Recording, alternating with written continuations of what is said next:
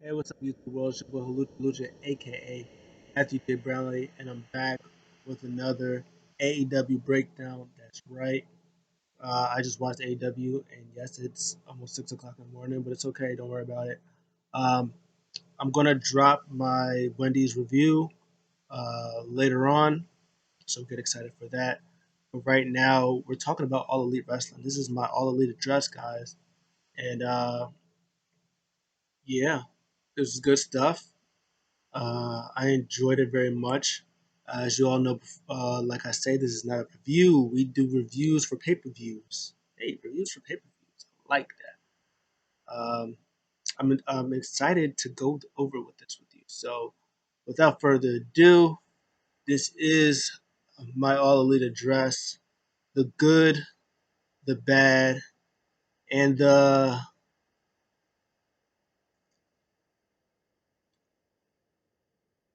acceptance of the dog collar match. You can't get them all, guys. Let's talk about it. Uh, First, of course, the show starts with the match because that's what AEW likes to do. They like to rub it in their face for WWE that they don't start with matches. They like to start with promos. Not AEW. They start with matches. And the match they started with was Ricky Starks versus Darby Allin.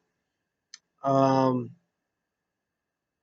when Darby Allin made his before Darby Allin made his entrance, there was like a video promo thing that had some guy that was talking to Ricky Starks. Was talking to him that he was like hitting people behind their back and like being a coward about it. And I think he had Darby Allin in the duffel bag, and I think he threw him off like a dirt hill or something like that. That was crazy. Um, but it was good. This was a really really good match. Um,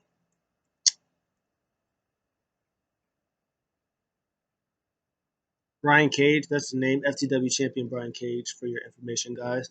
Um, Attempted to interfere during like the beginning of the match. Will Hobbs comes out, starts beating them up, and they brawl in the back and stuff like that. So straight 1-on-1. Taz is on commentary, bigging up Ricky Starks throughout the whole match. This was good stuff. I enjoyed this.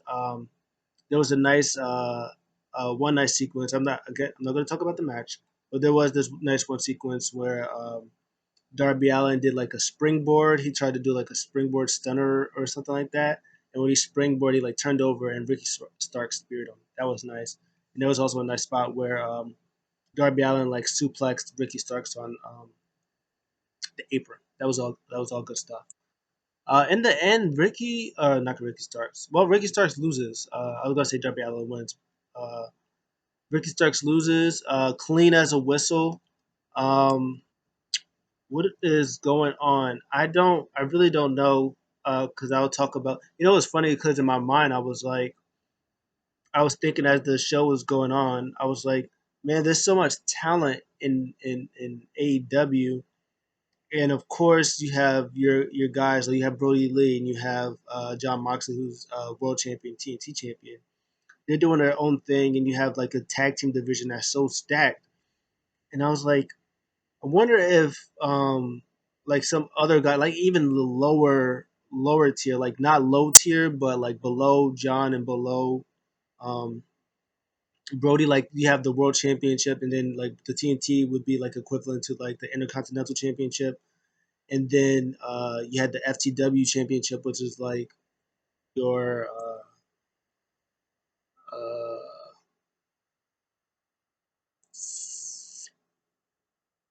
like I don't know, like the light heavyweight championship or something like that, or something like that in that area that could be defended and stuff like that. Cause there's so much talent, and like I would think, well, like, oh, what if somebody like Darby Allin challenged Brian Cage for the FTW championship? Like, what if Brian Cage just starts defending the FTW championship and put it as part of like the brand's AEW, put it part of their thing, like they make it sort of essential to their titles, something like that. I mean, they don't have to change it to the AEW, FTW, all elite FTW championship or anything. They could keep it the FTW championship, but make it like sort of canon in AEW or something like that. That's what I was thinking. Was like, oh, what if somebody like Orange Cassidy won it, or somebody like Darby Allin won it, or something like that? He defends it against these people that make the title feel to make it feel important, and to give Brian Cage some wins and some feuds and some good matches because Brian Cage is really really good. That's what my brain was thinking, and then oh ye of little faith, I'll talk about that later. Um, but yeah, it was a good match. Next up, I saw this music and I was like, "Is that Ember Moon?" And then it was like wrestling as more. I was like, "Oh, it's Cody." It's like a Star Trek Cody. Okay, my guy. Pretty much just the promo. Talking about how he got beat in 3 minutes. That he was doing. He got called to do that TV show thing, and he said he was with all these guys, the legends, and he was sitting next to Snoop Dogg, and he wasn't having a good time because all he got to think about was Brodie Lee beating him or whatever like that, and pretty much was saying that when he like Dasha asked him like, "Hey, are you gonna accept his challenge?" and he was like, "As an EP, I'm not gonna do it." And he walks away, and everybody's like, "Oh my god!" And then he comes back. No, he said no. He said no, and he walks away. He was like, "No regrets. No way am I gonna turn down this opportunity. Of course, I'm gonna accept the challenge and Doc Collar match and all that stuff." And then Brody Lee comes out so mad. He's like mad that he like, how dare he accept my challenge that I challenged to him? Like, how dare he do that? He comes down. Everybody starts brawling. Brandy Rhodes comes out for whatever reason. She gets on the top rope and like she like flips, like she like dives and they catch her for like 3 seconds and then they fall to the floor. And then my girl, oh my girl, what's her name? Allison, is it Allison K? I think it's Allison K. I want to say Allison K. Maybe that's not her, but they started brawling. Nyla Rose jumped the barricade and she started beating people up for no reason. It was just a whole mess. This was fine. It was just really long. I uh, uh, hope Brody Lee retained. I don't think he will. It seems like this is all the thing for Cody to get his title back. But man, I really hope they swerve it on us and have Brody win. Brody Lee win because he's great and he deserves to keep that title and beat everybody. And then take the title from John Moxley, have the titles, and then win the tag team titles by himself and have all the titles because he's the best. FDR cut a promo talking about respecting SCU, saying that they need this win. They're the first tag team champions. They need to respect them. Said they don't respect best friends, their jokes and stuff like that. They was talking about the Young Bucks. Was like, we don't respect the Young Bucks either because every opportunity they've had, they blew it. They blew it against the first round against Private Party. They blew it again in like the tag tournament. They blew it somewhere else, and it's like if we give them another chance, we're gonna blow. They're gonna blow it again. And then for whatever reason, Matt Junk came out and super kicked Tony's face off. That sucked for him. And then he goes, "Oh my god, oh, were you having an interview? Were you busy? My bad." And then FTR was like, "Yeah, why don't you do that to us, huh? Yeah, you're not gonna do that to us. Yeah, that's what I thought." So that was a thing. And then SCU cut a promo uh, saying that they're going to be two-time tag team champions. I guess Scorpio Sky was singles competitor, but opportunity knocked, so he gonna have a chance to be tag team champion. He's gonna do it for whatever reason. Christopher Daniels is not in tag team while Scorpio Sky's doing single stuff, but it is what it is. And then randomly, Sean Spears comes out and wishes him good luck. He looked at him really creepily. It was weird. Then they have a match, of course, 20-minute time limit. Hangman is on commentary. Um, this was good. I liked it. It was very, very long. Christopher Daniels somehow got ejected very early, which was kind of funny because I think he tripped somebody. I think he tripped one of them, or they pretended to get tripped or something like that, and he got ejected. And that very thing that he did helped FTR retain the titles, which was hilarious. Uh, uh, Scorpio Sky was going for a move.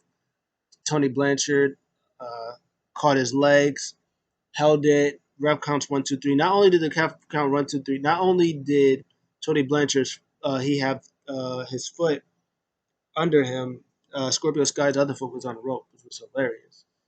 So they retained. Excellent match. I think this match was probably the best match of the night. Yes, it was. It wasn't even close. Ricky versus Darby Allin was really good, but this was probably the best match of the night. I think it went like 15, almost. It went close to 20 minutes. I know it was really good. I enjoyed it. Um, and while Hangman was on commentary, also they announced AW Championship Tournament. They announced three competitors, I th- which I think Kenny Omega was one of them, and yeah, Hangman wasn't happy about it. He was okay, man. Okay, I'm gonna just talk to Tony Schiavone real quick, have a little meeting with him, and let me get in this match. So pretty much what's gonna happen is, well, first what's gonna happen is FTR is gonna face Best Friends eventually, and probably lose the tag team championships, which is gonna suck because Best Friends has had so many opportunities and they just keep losing it because they're not focused right. They're not main focus right now. It's really them and the Young Bucks. That's the main goal. So unfortunately for Best Friends, they're not going to win anytime soon. I expect them to eventually win, but they're not going to win anytime soon. Um, yeah, Young Bucks is healing it up. That's what they enjoy to do. They like to heal it up, so that's what they're doing. And FTR is going to continue winning and stuff with Tony Blanchard. Yeah, so this AEW tournament that's going to be good stuff. I forgot who. I just remember Kenny was in it. I think it was like Jungle Boy, somebody else, and him. So if you know, let me know. But I think Jungle Boy was one of them, and maybe Orange Cassidy was the other one. I don't really remember, but good stuff. Cassidy versus Jericho. Um, again, this was a decent match. It was about, of course, Jericho being veteran, uh, Isaiah Cassidy being young, scrappy, upcomer, where Jericho puts him over, but ultimately, of course, Jericho has to win because it's Chris Jericho. During this match, Luther randomly interfered and attacked him, but there wasn't a DQ. Um, of course, Jericho had most of this match, like a lot of this match. Like in the beginning, a little bit Cassidy like got in there, but like most of the match was Jericho.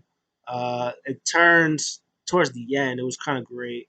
Um, Jericho's going for a moonsault. Cassidy like reverses, gets his knees up, and he does his own moonsault. And then he does a code breaker for near twos, and then I think he gets on the top rope, shoot his elbows, and Jericho wins. This was good stuff. And then he attacks Luther again later, and then they attack each other. They attack each other. So that was good stuff.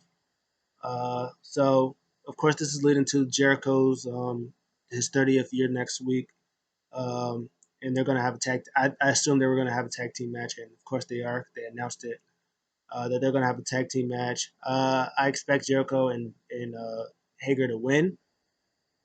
They could lose, but I don't expect them to lose. But if they do, it'd be kind of hilarious that something bad would happen to them on their day. But they're not going to lose.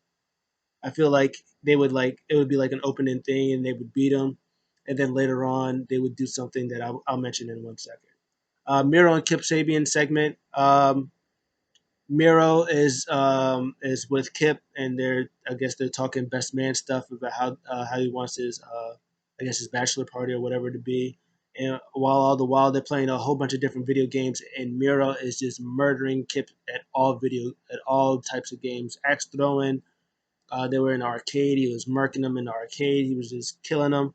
Kip said he was gonna go to the bathroom or whatever since he keeps beating him, something like that. And then Miro was like, "Oh man, I wonder how I can make this bachelor party great."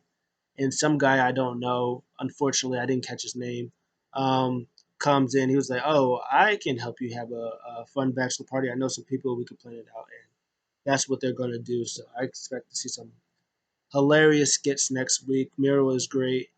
Kip is Kip is great. I can speak English, I swear. So yeah, that's gonna be good stuff. This I'm guessing would have to lead to Miro turning on Kip and being a big baby face and winning championships. I'm guessing that would be the end game for this.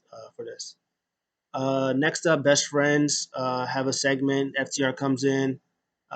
He was saying that of course, they're not great. They're just stunt. They're just like spot monkeys, which is okay. Or comedy act. They said they're comedy act, which is okay because they need those on a show, which is kind of funny because Vince wanted FTR to be a comedy act, and that's what they were doing for a little bit. So for them to be like, "Oh, you're a comedy act," that's hilarious. Um, and there was also one more thing that FTR mentioned about Young Bucks that I didn't mention. They said something about, oh, just because Dave Meltzer likes him, we think that we're supposed to be impressed because he gives him all these star raises and praises him, like we're supposed to be impressed like that. Tony Schiavone was like, oh, Dave Meltzer, this guy. I was like, no, they haven't earned it just because they think they're best in the world. This says that we're the best in the world, stuff like that, and that's me super. But yeah, but anyways, he talks trash to the best friends or whatever, and then they buck at him and they flinch, of course. Cassidy is on the mic and he calls them weenies, and they enter the exit the ring. Cassidy faces number 10 from the Dark Order. Cassidy wins, of course he does. He does a nice airway crash. Decent enough match. Can't complain about it. Um, this is just getting, of course, Cassidy's win back up after his loss to a very impressive Brodie Lee last week. Just get some more wins. Probably, maybe go after the TNT Championship again. Maybe get in that FTW Championship, stuff like that. Maybe if they bring the 6-man tag titles in, if they think about doing that, they can be first in line for those 6-man titles and stuff like that. But Orange Cassidy is great. Dark Order in general, like all of them. Since watching Being the Elite, the Dark Order have been my favorite people in the universe. They're all great. They're all funny. And then Brodie Lee with them just makes everything better. Brodie Lee is so good. Brodie Lee comes out all mad and yelling and cursing at everybody, like punching people. Oh, so great. I love Brodie Lee. He's the best. All the titles to Brodie Lee. Uh, Next up, MJF and Chris Jericho segment. This is hilarious. Uh, MJF goes in the room. He knocks on the door. He says, "Congratulations to Chris Jericho to his 30 years." Um, he says, "Hey, I got you all gifts," and then rudely like opens up his whole gifts that he got him. He's like, "Oh, here's one for Jake Hager. Here's one for Santano. Here's one for Ortiz, and of course one for Le Champion." And he looks in there. He was like, "Borlo, where is the jacket for Sam Guevara? How did you forget the Sammy?" He's like, "Oh, I ain't got nothing to do with that." And then Sammy has a hissy fit. He's like, "What are you doing here?" Chris Jericho's like, "Hey, don't worry about it. What are you doing here?" And then he just says it. And they just go back and forth. Talk about, do you want to be in the inner circle? Do you want me to be in the inner circle? You want me to be in the inner circle? And he goes back and forth with that. And they just, Jake Hager and Warlow just like square up with each other. And they're just like, whoa, relax. It's all good. Don't worry about it. We like each other. We're all good. He leaves. It's like, hey, you're all right. It's like, that was an MJF move. It's like, your response was a Chris Jericho response. Those two are great together. They're hilarious. He leaves. Like, all right, buddy. He's like, see you, pal. And uh, what's my face was like, oh, Sammy Guevara was like, oh, that guy is uh, a loser or something like that. And Jericho was like, oh, maybe it's not. So that was hilarious. I love that. Um, this is where I can see like where Jericho and Hager win the beginning during like towards the end or in the middle of the celebration. You know, they come out and MJF comes out and they do something where maybe MJF is trying to recruit his inner circle members and maybe some of them take it. Maybe like someone like Santana Ortiz takes up or they try to the rides are split between inner circle. Maybe some go with MJF and some stay with Chris Jericho. That would be interesting stuff. I would love that. Next up, I got Britt Baker versus Red Velvet, who is 0-7, about to be 0-8. And guess what? I was right. Um, it looked like Britt Baker did a curb stomp. She did a curb stomp, and then she wins with curb stomp. And after the match, when she beats, she does it. She does the mandible, the lockjaw. She has her gloves, of course. She ends it, and then her and her and Rebel do like an air five. Like they don't do like the high five because quarantine, so they do an air five. I thought that was pretty hilarious. Uh, what's next for Britt Baker? AEW Women's Championship after Sheeta is done with what's Thunder Rosa, which is my girl. I love Thunder Rosa. So I feel like Britt Baker probably would have been AEW Women's Champion if she wasn't injured all the time. I think she would have been champion, but I think now that she's back, I think this is her time to pick up those wins. And when Sheeta and her are done, she comes in, beats Sheeta, and she knew AEW was Women's Champion. Um, So before the main event, they show what's going on next week for Jericho's 30-year celebration. They do Jericho and Hager versus Luther and Serpentico, who is their names is Chaos Project, which is actually. And then they do Brian Cage versus Will Hobbs for the FTW Championship, which answered my question that they were going to do that. So that's good. I hope they continue doing that. Like a couple of times down that line, and like when pay per views are there, they set up pay per view matches and stuff like that. Brodie Lee versus Cody in the dog collar match for the TNT Championship is also next week, and I think they mentioned something about who's going to face Lance Archer in like 2 weeks or the week after for the AEW Championship, and the answer is going to be John Moxley. Uh, so main event time, Eddie comes out, he cuts a promo. He brings the referee with him, pretty much talking about him and John's been in fights all over the world. He said he didn't give up last week. I think that's Eddie Kingston's thing about him not giving up. He didn't wasn't eliminated for the battle royal. He didn't tap out or pass out or whatever. So he asks ref why. Ref says, "Hey, I know we know each other. We're good friends outside, but this is inside. I protect my peoples." He's like, "Oh, okay," and then they're all about to jump on John Moxley comes out, barbed wire, bat, and they leave the ring. He's like, "Oh, you think you're so big and tough?" He's like, "Hey, you're not fighting me. I never said you was fighting me. You're not fighting Phoenix. You're not fighting Pentagon. You're fighting." He turns around, big bull butcher beats him up. This match was fine. Um, it was a little sloppy, like towards the end. Like in the beginning stuff, it was good stuff. I wish they just would have did more big fighting stuff, like big heavy hitting stuff. They were doing like rest holds. They were doing like arm bars and stretch mufflers, which Butcher tried to stretch muffler on Mox, and he almost like fell, so he had to like not do it.